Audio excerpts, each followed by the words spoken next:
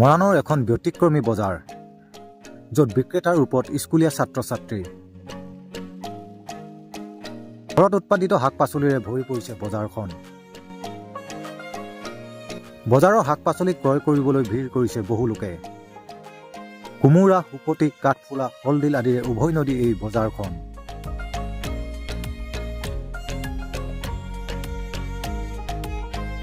প্ৰকৃততে এই বজাৰখনৰ বিক্ৰেতাসকল হ'ল মৰাণৰ গছপুৰীয়া উচ্চ মাধ্যমিক বিদ্যালয়ৰ শিক্ষাৰ্থী। বজাৰখনৰ নাম অকণিৰ বজাৰ। আজি পুৱাৰে পৰা অকণিৰ বজাৰত ঘৰুৱা শাক-পাচলি আনি ছাত্ৰ-ছাত্ৰীসকলে ব্যৱসায়ী ৰূপত অৱতীৰ্ণ হৈ গ্ৰাহকক দৰদাম কৰি পাচলি বিক্ৰী কৰা দেখা গ'ল। এক পোৱা 25 ন? ঠিক আছে। এই কলডিল কেনেকে?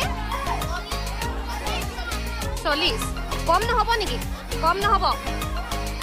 ছাত্ৰ-ছাত্ৰীসকলে যাতে সৰুৰে পৰা হিচাপ পত্ৰ, ক্ষুদ্ৰ সঞ্চয়, সংকোচ ভাৱ আঁতৰোৱা, ওজনৰ মাপ আদি সঠিকভাৱে নিৰূপণ কৰিব পাৰে, তাৰ বাবে বিদ্যালয়খনত আজি আয়োজন কৰা হয় এই বিশেষ বজাৰখন।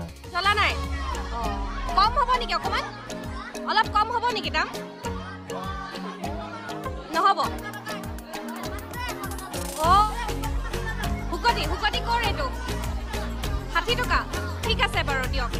মোৰলে মোক এপোৱামান পেক কৰকচোন মোৰলে। এপোৱা। আপোনাৰ এইখিনি কি হয়?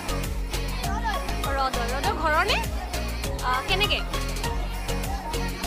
10 টকা 10টা? 12টামান পাম নেকি? পাব ন?